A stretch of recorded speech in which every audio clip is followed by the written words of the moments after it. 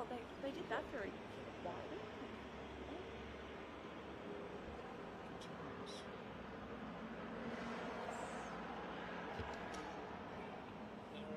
It's still 5 minutes away, so we'll talk to you.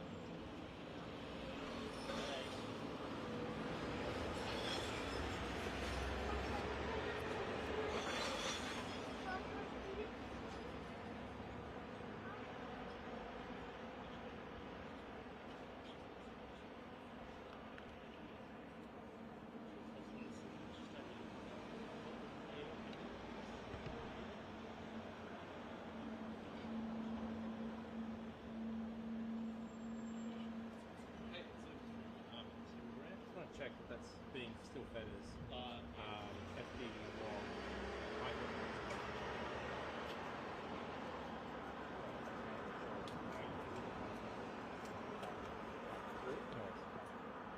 Thank you so much.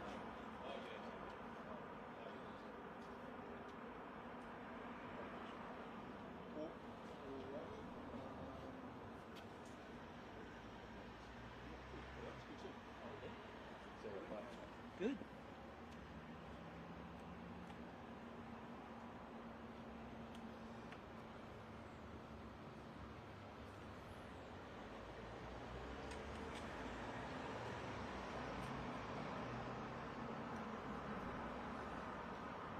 Hadi, can you stand behind me? Yeah.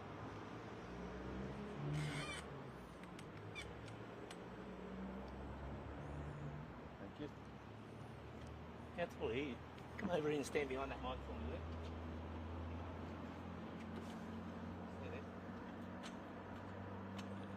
Look at the car, just needs bloody surf in the background. You will be losing that. Yes. You'll see why I should have been doing that yesterday when I was up there. Yeah.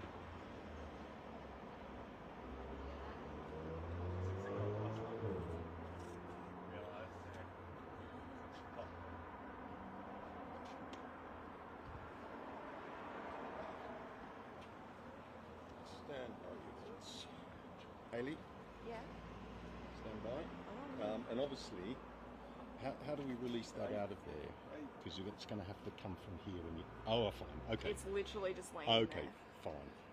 All right. And your shot, you're happy with the shot? Yeah. Because you can't step in front of Hadi, so you'll have to come around here. Hi and Andrew, could we just get you up a quarter towards the camera just so we can get your height correct? Yeah, I think we're waiting on Eamon from the ambulance as well. Right. He was a few minutes away. Hey, Pato. Okay. Good, mate. Hello. Yeah, that's fine. Yeah. Happy with that? Okay. So thanks, Andrew. Thank you. We right to wait another couple of minutes? Yeah, 5 you're minutes right, or so?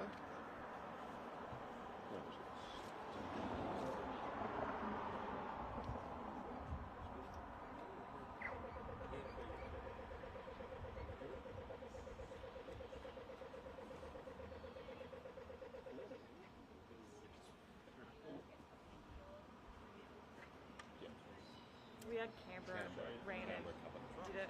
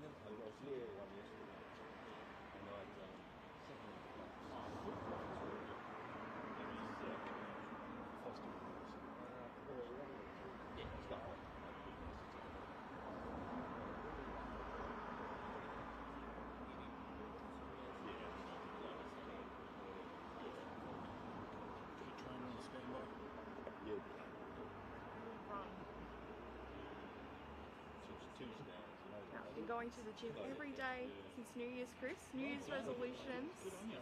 Thank you. So, Sure, it lasted about 3 days before Christmas. I just finally got ADD diagnosis and everything. It's trying to be more focused this year. yeah, well, it's nice to actually get some clarity with those sort of things for sure. You're happy?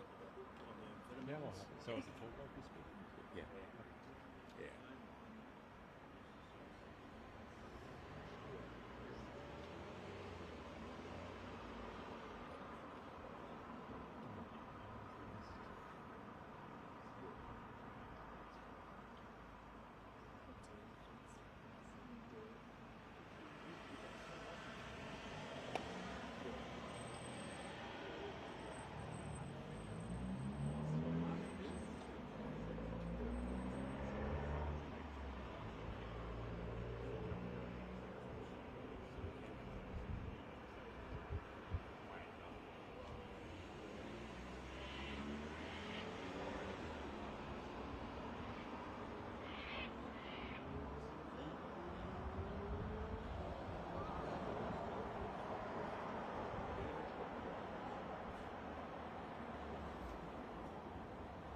Oh, James. Hello. I can control it from my watch. Oh, good. Hey. Sorry, I didn't know I could do that. Does that mean you didn't understand everything? Yeah.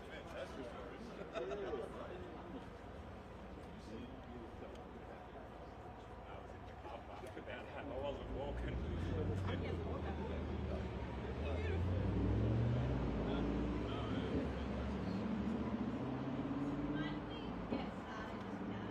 Yeah, yep, that's all right. He can come and join in afterwards. Andrew, there's a couple of iPhones using their microphones, so if we can keep our projection up. Yep, yeah, no worries. And Andrew, you can talk right for Dan. Okay, You can just, whoever asks questions, just look at Emily for me. Yep. That's all right. No Thank you. worries. okay, can I grab a voice level, please? Yep, Superintendent Andrew Splight, Commander of the Riverina Police District. Okay, do you want to start with a bit of a spiel? Yep, about 3:15 this afternoon, police located a 23-year-old male who had previously been missing in the Kosciuszko National Park. The circumstances we believe at the moment are that he was called out to some hikers who were in the area. He told them that he'd been lost in the bush and was thirsty. Those people then contacted emergency services. Paul Air, who was in the area, attended and winched him out back into the helicopter and took him back to the command post.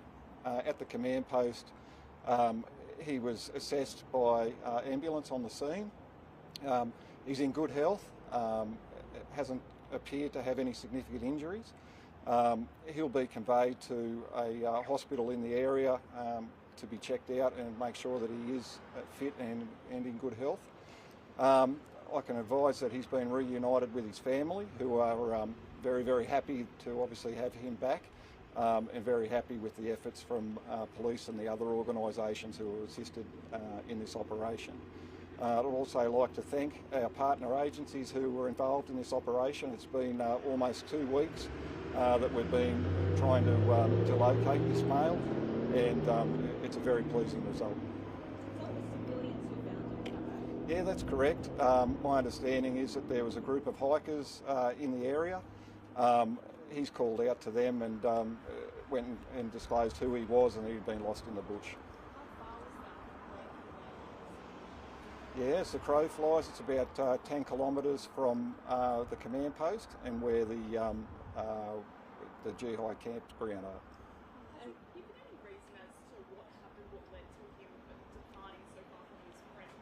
Yeah, we haven't been able to delve into that as yet. As you'd understand and appreciate, he's getting checked out by medical services in the first instance. One of my police at the scene had spoken to him, and he'd relayed that he found a hut up there in the mountains, and there were 2 muesli bars up there that he's eaten, and that's pretty much all that he's had to consume over the last 2 weeks. So the further details about where he's been and how he's actually looked after himself are still yet to be determined. and we'll have some police that will speak to him hopefully tomorrow and just debrief on his experience out there in the bush and actually what's happened. You mentioned he's relatively physically healthy. Any indication as to his mental health at this stage? Yeah, from all indications, that appears fine. He was obviously very happy to be rescued and safe and back reunited with his family.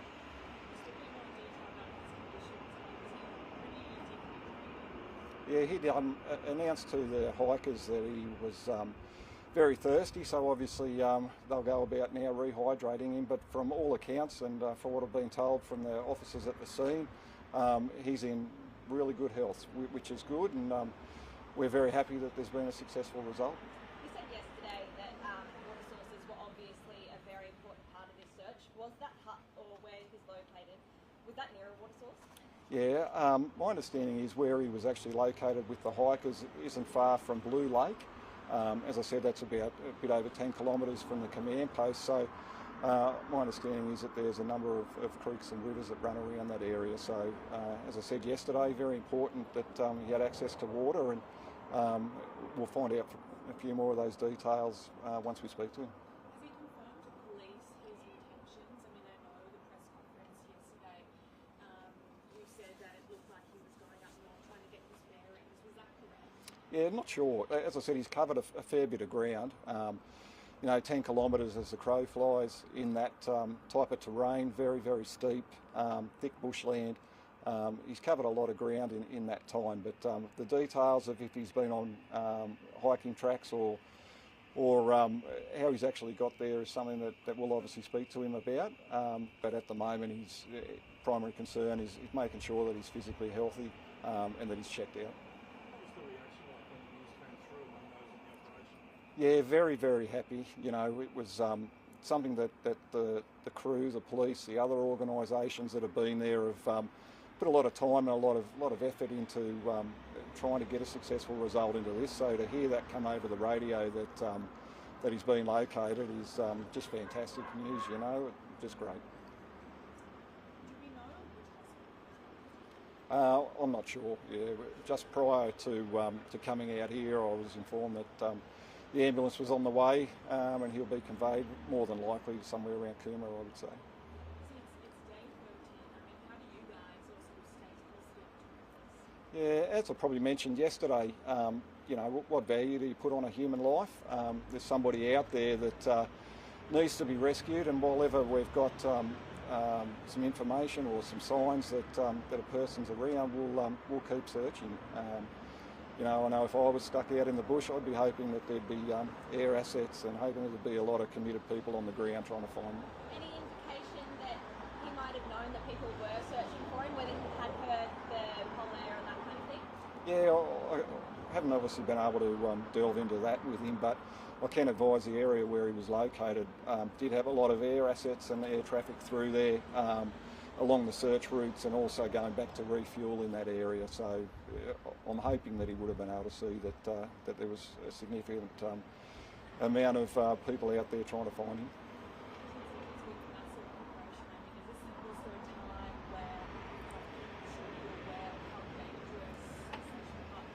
Yeah, 100%. You know, it's a terrain that if you don't know, it's easy to get lost in. We had police up there that were searching, and you couldn't even see their head because of all of the thick bushland and so forth there. So people go out into the scrub, make sure they've got some personal locator beacons on them. It just makes it so much easier for police and emergency services to find them if they do become distressed.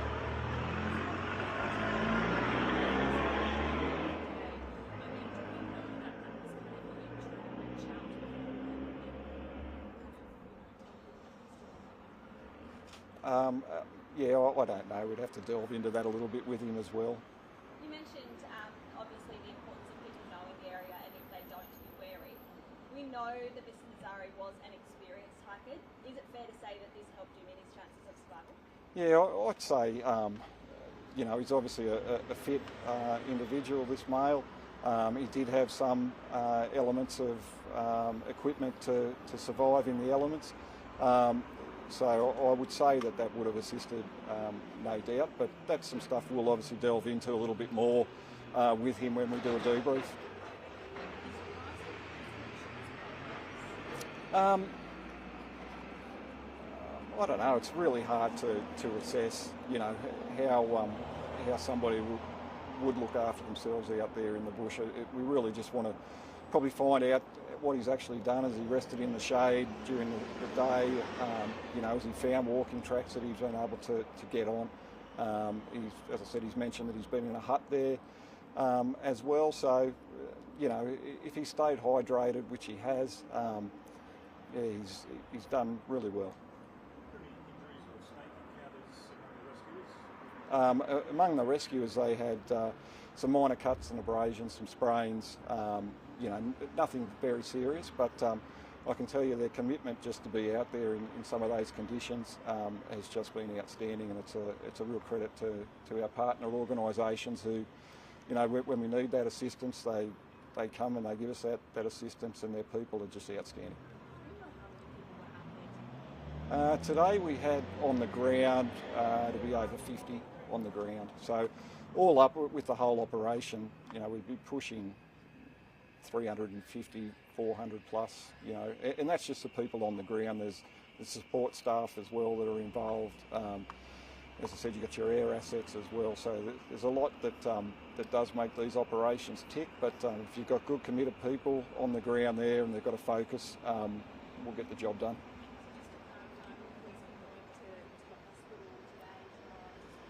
Yeah, more than likely tomorrow, once we've determined what hospital he's actually gone to, yeah, we'll go and catch up with him, just see how he's looked after himself, and if there's anything further we can assist with. And you know, we've spoken to the family; they're very happy that obviously they have their loved one returned to them, and also very happy with the response, which is. Yeah, that's right. Yesterday, as I said, we had some of his friends out in the field with their GPS, tracking some of the areas where they'd been tasked to go. Spoke to his dad yesterday. He was still up there today, so very happy that we've got a positive result out of this one. Okay, the report that his dad hasn't come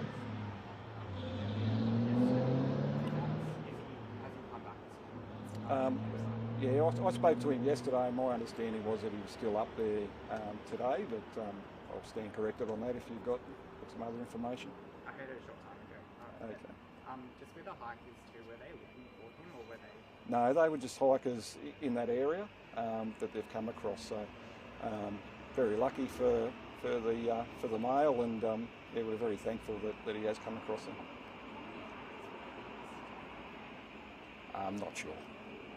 Were they on a track that was particularly rugged, or what was the nature of it? I'm not sure. I don't know what that part of the park looks like. Have you heard any details about his experience? No. As I said to the team here, we'll do a debrief with him tomorrow, catch up with him after he's been checked out at hospital, and just gather some more details on his experience. And his condition, he walked out of the helicopter, was that a good sign? Yeah, no, he was fine, alert, able to speak, you know, no real obvious injuries or concerns, but obviously he's getting checked out by the medical professionals, and we'll see what comes of that. Yeah. Thanks for that. I'll hand over to our good friends from the SBS.